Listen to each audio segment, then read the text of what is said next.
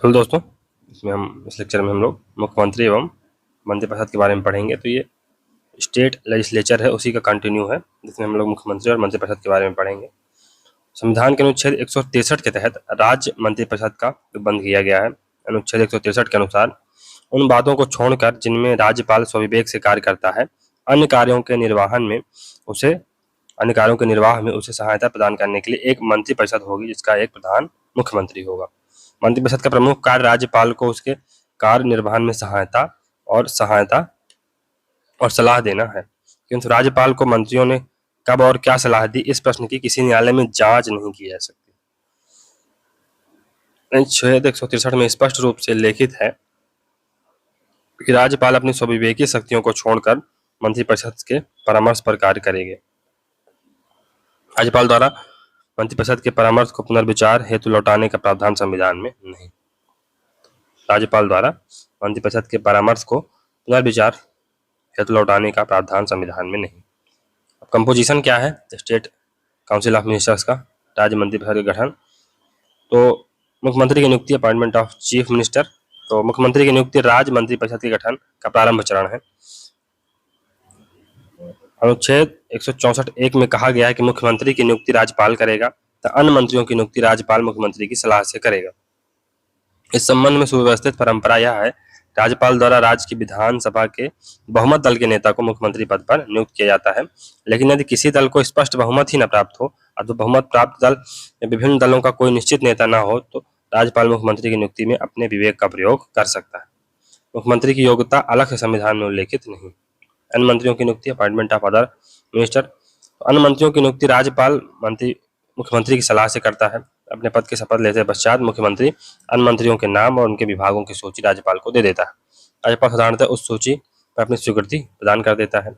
91 जो संविधान संशोधन हुआ था 2003 में के द्वारा राज्य मंत्रिपरिषद में मंत्रियों की अधिकतम संख्या मुख्यमंत्री सहित विधानसभा की कुल सदस्य संख्या का 15% नियत कर दी गई। विधानसभा की कम सदस्य संख्या वाले छोटे राज्यों के लिए कम से कम 12 मंत्रियों का प्रावधान इस संवैधानिक संशोधन में किया गया है। तो अगर मान लो जैसे सिक्किम में 32 सीटें हैं, है ना, तो अब यहाँ पर कम से कम 12 मंत्री आप, जैसे गोवा में 40 सीटें हैं, तो कम से कम 12 मंत्री आप यहाँ पर वो कर सकते हो, नियुक्त कर सकते हो। फिर इसमें और है कि राजस्थान विधानसभा संख्या कितनी है, 200 होने के कारण इस संशोधन के पश्चात राजस्थान में अधिकतम मंत्री 30 हो सकते हैं, जिसमें मुख्यमंत्री भी शामिल है। अनुच्छेद 164, तो एक ऐसा मुख्यमंत्री जो विधान परिषद का सदस्य हो राष्ट्रपति चुनाव में मत नहीं दे सकता।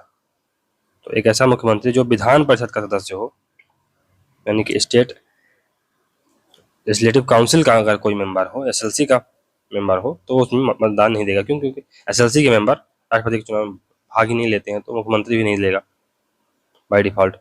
सभी मंत्री सामूहिक रूप से विधानसभा के प्रति जबकि व्यक्तिगत रूप से राज्यपाल के प्रति उत्तरदायी होते हैं। सभी मंत्री व्यक्तिगत रूप से राज्यपाल के प्रति उत्तरदायी होते हैं। इसका निम्न आशय है कि राज्यपाल मंत्रियों की नियुक्ति करते हैं। पहला आशय यह है कि राज्यपाल मंत्रियों की नियुक्ति करते हैं। दूसरा, वो उन्हें शपथ दिलाते हैं। फिर तीसरा, सभी मंत्री राज्यपाल को संबोधित करते हुए इस्तीफा देते हैं। नेक्स्ट है, राज्यपाल मंत्रियों को बर्खास्त कर सकते हैं। मंत्रियों के बीच विभागों का बंटवारा करना मुख्यमंत्री का कार्य है। तो एक या एक से अधिक मंत्री द्वारा इस्तीफा दिए जाने पर मंत्रिपरिषद का कोई प्रभाव नहीं पड़ता है, लेकिन यदि मुख्यमंत्री इस्तीफा दे दे तो संपूर्ण मंत्रिपरिषद का इस्तीफा माना जाता है। अनुच्छेद 164 में उल्लेखित है या स्पष्ट उल्लेखित है कि मध्य प्रदेश, छत्तीसगढ़, उड़ीसा, झारखंड में एक जनजातीय मंत्री की नियुक्ति करना अनिवार्य है।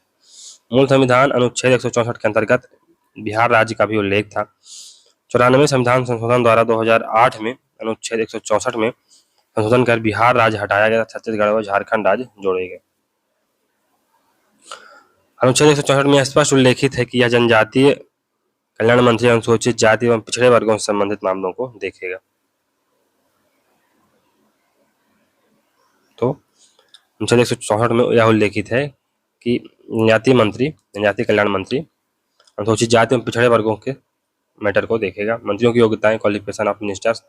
मंत्रिपरिषद के सभी सदस्यों के लिए आवश्यक है वह विधान मंडल की किसी सदन के सदस्य हों, परंतु मुख्यमंत्री किसी ऐसे व्यक्ति को मंत्रिपरिषद में शामिल कर सकता है जो विधान मंडल का सदस्य नहीं है, किंतु शर्त यह है कि उसे 6 महीने के भीतर विधान मंडल की सदस्यता प्राप्त करना आवश्यक है।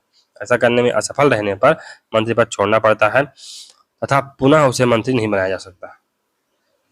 एस आर चौधरी बनाम पंजाब स्टेट केस हुआ था 2001 में। सुप्रीम कोर्ट ने तेज प्रकाश सिंह का संदर्भ कहा कि बिना विधानमंडल का सदस्य बने एक व्यक्ति एक ही बार 6 महीने के लिए मंत्री बन सकता है। दोबारा ऐसा नई विधानसभा गठन होने पर ही हो सकता है। तो आप एक बार 6 महीने के लिए बन गए और उस पर आप अगर सदस्य नहीं बने किसी भी सदन के, तो फिर आप उस मतलब 5 साल के लिए आप फिर दोबारा मंत्री नहीं बन सकते, भले आप दोबारा सदस्य बन जाए तो बन जाए।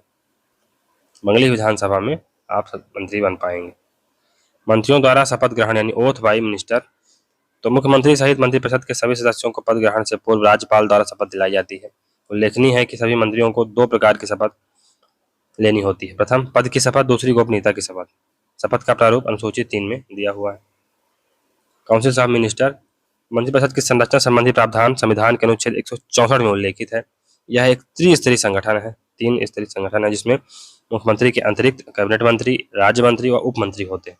इनकी नियुक्ति मुख्यमंत्री की सलाह पर राज्यपाल द्वारा की जाती है। मंत्रीगण राज्यपाल के प्रसाद पर्यंत अपने पद पर बने रहते हैं। मुख्यमंत्री की सलाह पर राज्यपाल द्वारा इन्हें पद से हटाया जा सकता है। कोई मंत्री स्वयं भी लिखित रूप में राज्यपाल को संबोधित कर अपना त्यागपत्र देकर पदमुक्त हो सकता है। फिर मंत्रिपरिषद को विधानसभा अविश्वास प्रस्ताव से हटा सकती है। विधानसभा को कोई सदस्य यदि मंत्रिपरिषद के प्रति अविश्वास प्रस्ताव की सूचना अध्यक्ष को देता है तो अध्यक्ष सदन की अनुमति लिए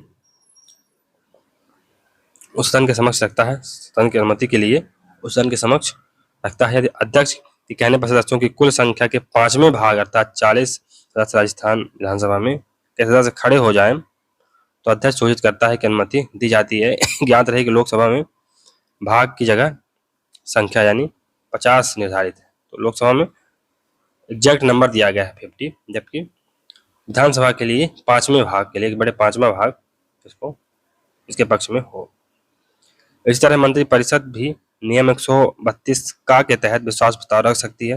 मंत्रिपरिषद भी ज्ञात रहे कि लोकसभा नियमावली में विश्वास प्रस्ताव शब्दावली प्रयुक्त नहीं है, जबकि राजस्थान विधानसभा में इसका स्पष्ट उल्लेख है। अब नेक्स्ट है मंत्रियों की श्रेणियां यानी कैटेगरीज ऑफ मिनिस्टर।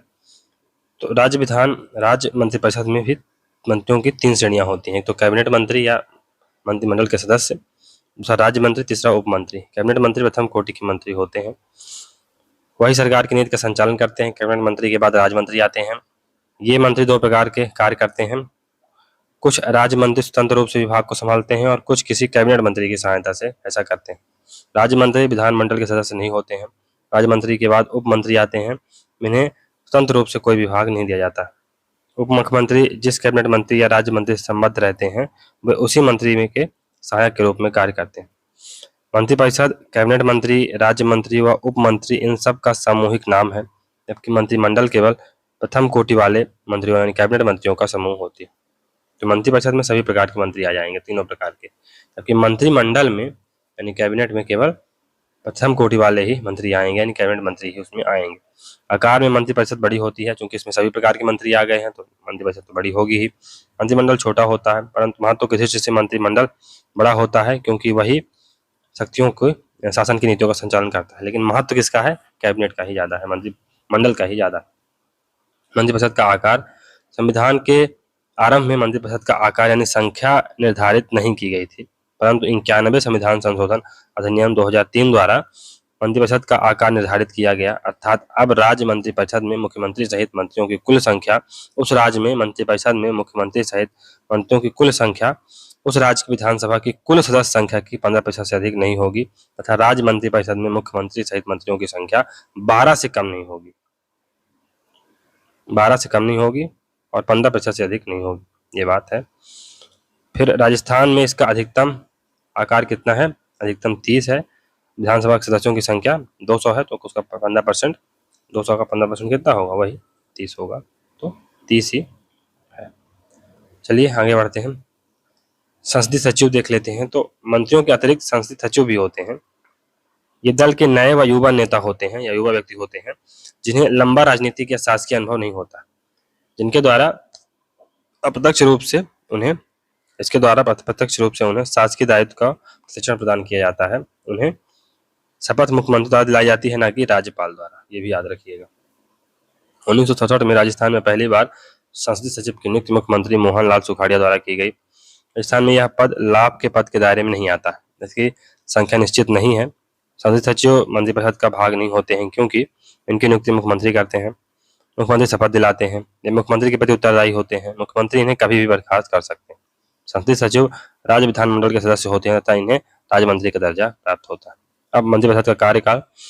मंत्रिपरिषद का कार्यकाल विधानसभा के विश्वास पर निर्भर करता है। जब तक विश्वास है तो कार्यकाल है, नहीं तो डब्बा गोल। सामान्य तौर पर मंत्रिपरिषद का अधिकतम कार्यकाल विधानसभा के कार्यकाल जितना, यानी लगभग 5 वर्ष का तो होता ही है सामान्य तौर पर। उसके पहले भी सरकार गिर सकती है, आपने अभी 2-3 साल में देखा होगा। मंत्रिपरिषद तब तक कार्य करती है जब तक कि नई मंत्रिपरिषद का गठन नहीं हो जाता। मंत्रिपरिषद जब तक कार्य करती है जब तक नई मंत्रिपरिषद का गठन नहीं हो जाता है। मंत्री राज्यपाल के प्रसाद पर पद धारण करते हैं। वे अपने विभागीय कार्यों के लिए राज्यपाल के प्रति व्यक्तिगत रूप से उत्तरदायी होते हैं। इसका तात्पर्य है कि व्यक्तिगत रूप से किसी मंत्री का कार्यकाल मुख्यमंत्री के उसमें विश्वास पर निर्भर करता है। अब कलेक्टिव रिस्पॉन्सिबिलिटी तो वही है कि they swim and sink together. तो मंत्रिपरिषद सामूहिक रूप से विधानसभा के प्रति उत्तरदायी होती है, अर्थात मंत्रिपरिषद के सदस्य साथ साथ ही डूबते हैं या साथ साथ ही तैरते हैं। यदि विधानसभा किसी मंत्री के विरुद्ध प्रस्ताव पारित कर दे या किसी मंत्री द्वारा रखे गए विधेयक को अस्वीकार कर दे तो समस्त मंत्रिपरिषद को त्यागपत्र देना होता है। इस प्रकार मंत्रिपरिषद द्वारा जो भी निर्णय लिए जाते हैं सभी मंत्रियों को उसका समर्थन करना होता है, चाहे व्यक्तिगत रूप से वे इस निर्णय से सहमत हो या ना हो। उल्लेखनीय है कि नीति संबंधी मामलों में मंत्रिपरिषद का सामूहिक उत्तरदायित्व होता है, लेकिन किसी मंत्री के भ्रष्ट आचरण या व्यक्तिगत दोष के संबंध में मंत्री उत्तरदायी होता है, समस्त मंत्रिमंडल नहीं। तो कोई नीति है for example new education policy लानी, तो उसके लिए सभी मंत्रीगण एक प्रकार से उत्तरदायी होंगे, पूरी मंत्रिपरिषद उत्तरदायी होगी। लेकिन किसी मंत्री ने, जैसे डी राजा ने या बहुत सारे लोगों ने जो मंत्री पद पर रहते हुए भ्रष्टाचार किया, तो उसके लिए वो स्वयं जिम्मेदार होंगे, पूरी मंत्रिपरिषद जिम्मेदार नहीं होगी। मुख्यमंत्री, चीफ मिनिस्टर। राज्य मंत्रिपरिषद के प्रधान को मुख्यमंत्री कहा जाता है। मुख्यमंत्री राज्य कार्यपालिका का वास्तविक प्रधान होता है। राज्य के प्रशासनिक ढांचे में उसे वही स्थिति प्राप्त है जो केंद्र में प्रधानमंत्री को प्राप्त है। संविधान के अनुच्छेद 164 के तहत मुख्यमंत्री की नियुक्ति राज्यपाल करता है। राज्यपाल विधानसभा के बहुमत दल के नेता को मुख्यमंत्री पद पर नियुक्त करता है। मुख्यमंत्री की नियुक्ति के संबंध में 2 परिस्थितियों में अपने विवेक का प्रयोग कर सकता है। पहला, विधानसभा में किसी एक राजनीतिक दल को स्पष्ट बहुमत नहीं प्राप्त है या एक से अधिक दल मुख्यमंत्री पद के लिए दावे कर रहे हैं। दूसरा, जब विधानसभा के बहुमत दल का कोई सर्वमान्य नेता न हो, तो दोनों स्थितियों में वो अपने स्वविवेक का उपयोग, डिस्क्रिशनरी पावर का उपयोग कर सकता है। साधारणतः मुख्यमंत्री विधानसभा का सदस्य होता है, किंतु विधानसभा में बहुमत प्राप्त दल यदि किसी ऐसे व्यक्ति को अपना नेता चुन लेता है जो विधानसभा का सदस्य नहीं है, तो 6 महीने के भीतर उसे विधानसभा की सदस्यता प्राप्त करनी आवश्यक होती है, अन्यथा उसे पद से हटा दिया जाएगा। क्योंकि मुख्यमंत्री विधानसभा का सदस्य होता है, अतः उसके लिए भी वही योग्यताएं हैं जो विधानसभा सदस्य के लिए निर्धारित हैं। मुख्यमंत्री की शक्तियां, उसके कार्यों का अध्ययन अधोलिखित रूप से किया जा सकता है। तो मंत्रिपरिषद का गठन, तो मुख्यमंत्री का सर्वप्रथम कार्य मंत्रिपरिषद का गठन करना होता है। मुख्यमंत्री की सलाह पर राज्यपाल मंत्रिपरिषद के मंत्रियों की नियुक्ति करता है। मंत्रियों के चयन में मुख्यमंत्री अपने विवेक के अनुसार कार्य करता है। मंत्रियों की संख्या उसके विभागों के संबंध में मुख्यमंत्री ही निर्णय करता है। वह जो विभाग स्वयं अपने पास रखना चाहे रख सकता है। शेष विभागों को विभिन्न मंत्रियों के सुपुर्द कर देता है। वह जब चाहे मंत्रियों के विभाग में फेरबदल कर सकता है। इस संबंध में मुख्यमंत्री के निर्णय को चुनौती नहीं दी जा सकती। मध्यस्थ की भूमिका, तो मुख्यमंत्री मंत्रिपरिषद तथा राज्यपाल के बीच की कड़ी का कार्य करता है। वह स्वयं मंत्रिमंडल के निर्णयों की सूचना राज्यपाल को देता है। अनुच्छेद 167 के तहत मुख्यमंत्री का यह कर्तव्य है कि वह राज्य के प्रशासन संबंधी और विधान विषयक मंत्रिपरिषद के सभी निर्णय राज्यपाल को संशोधित करे। तत्संबंधी जो भी जानकारी राज्यपाल मांगे वह दे। किसी विषय को जिस पर किसी मंत्री ने विनिश्चय कर दिया है किंतु मंत्रिपरिषद ने विचार नहीं किया है, राज्यपाल द्वारा अपेक्षा किए जाने पर परिषद के समक्ष विचार के लिए रखे। इस प्रकार मुख्यमंत्री मंत्रिपरिषद और राज्यपाल के बीच की कड़ी का कार्य करता है। विधानसभा का नेता होना, तो मुख्यमंत्री विधानसभा के बहुमत दल का नेता होता है। वहीं सदन में सरकार की महत्वपूर्ण नीतियों की घोषणा करता है। यही नहीं, वह सदन में अपने सहयोगियों द्वारा दिए गए भाषणों का स्पष्टीकरण भी करता है। वह राज्यपाल को विधानसभा को भंग करने का परामर्श दे सकता है। मंत्रिपरिषद की बैठक की अध्यक्षता करना, तो मुख्यमंत्री मंत्रिपरिषद का अध्यक्ष होता है। इस नाते वह मंत्रिमंडल की समस्त बैठकों की अध्यक्षता करता है। उसके अनुपस्थिति में सबसे वरिष्ठ मंत्री मंत्रिमंडल की अध्यक्षता करते हैं। शासन के विभिन्न विभागों में संबंध में मुख्यमंत्री इस बात का प्रयत्न करता है कि शासन के विभिन्न विभाग यानी मंत्रिपरिषद एक इकाई के रूप में कार्य करे। यदि मंत्रिपरिषद के सदस्यों में किसी प्रकार के मतभेद उत्पन्न हो जाए तो उसके द्वारा इन मतभेदों को दूर कर सामंजस्य स्थापित किया जाता है। राज्य का महाधिवक्ता, एडवोकेट जनरल ऑफ स्टेट, जिस प्रकार संविधान द्वारा भारत सरकार को विधिक मामलों पर सलाह देने के लिए अनुच्छेद 76 के तहत भारत के महान्यायवादी अटॉर्नी जनरल ऑफ इंडिया का प्रावधान है। ठीक उसी प्रकार राज्यों को विधिक सलाह देने के लिए अनुच्छेद 165 के तहत एडवोकेट जनरल ऑफ स्टेट महाधिवक्ता नामक प्राधिकारी का प्रावधान किया गया है। महाधिवक्ता राज्य का सर्वोच्च विधिक अधिकारी होता है। राज्यपाल किसी ऐसे व्यक्ति को जो उच्च न्यायालय के न्यायाधीश नियुक्त होने की योग्यता रखता हो संबंधित राज्य का महाधिवक्ता नियुक्त कर सकता है। ज्ञातव्य है कि अनुच्छेद 217(3) के अनुसार कोई व्यक्ति किसी उच्च न्यायालय का न्यायाधीश नियुक्त किए जाने के योग्य होगा यदि भारत का नागरिक हो, कम से कम 10 वर्ष तक न्यायिक पद धारण किया हो या कम से कम 10 वर्ष तक किसी उच्च न्यायालय में अधिवक्ता के रूप में कार्य किया हो। महाधिवक्ता राज्यपाल के साथ पर्यंत during the pleasure of the governor of the state अपने पद पर रहता है, अर्थात उसकी पदावधि नियत नहीं होती है। ऐसा पारिश्रमिक प्राप्त करता है जो राज्यपाल द्वारा अवधारित किया जाए। महाधिवक्ता का प्रमुख कार्य विधि संबंधी ऐसे सब विषयों पर राज्य सरकार को परामर्श देना है जिन पर राज्यपाल उससे परामर्श मांगे। इसके अतिरिक्त उसका कार्य कानून से संबंधित उन सब कार्यों को करना है जो राज्यपाल समय समय पर उसे सौंपे या जिसे पूरा करने का दायित्व संविधान या किसी अन्य विधि द्वारा उसे सौंपा जाए। महाधिवक्ता को राज्य विधानमंडल की कार्यवाहियों में भाग लेने और बोलने का अधिकार है, किंतु मतदान का अधिकार नहीं। अनुच्छेद 177 में ऐसा दिया गया है। ठीक, उसे राज्य के किसी न्यायालय में सुनवाई का अधिकार भी प्राप्त है। राज्य का महाधिवक्ता राज्य सरकार के विरुद्ध न्यायालय में आने वाले मामलों सरकार का पक्ष रखता है। वह स्वतंत्र रूप से भी गैर सरकारी मुकदमा लड़ सकता है, लेकिन जिस मामलों पर वह सरकार को सलाह दिया है उन मामलों में सरकार के विरुद्ध नहीं खड़ा हो सकता है। इसके साथ साथ राज्य सरकार की अनुमति के बिना वह किसी आपराधिक मामले में अभियुक्त के पक्ष से न्यायालय में नहीं खड़ा हो सकता है और न ही किसी निजी कंपनी के निदेशक का पद धारण कर सकता है। ये कुछ इसमें कंडीशन दी हुई हैं जिनका उसे पालन करना पड़ता है। चलिए, यहाँ से ये मुख्यमंत्री का चैप्टर खत्म होता है। तो दोस्तों, अगर आपको वीडियो अच्छी लग रही है तो वीडियो को लाइक करें, चैनल को सब्सक्राइब करें और शेयर करें। चलिए, मिलते हैं अगले वीडियो में। तब तक के लिए goodbye. Thank you very much for discussion.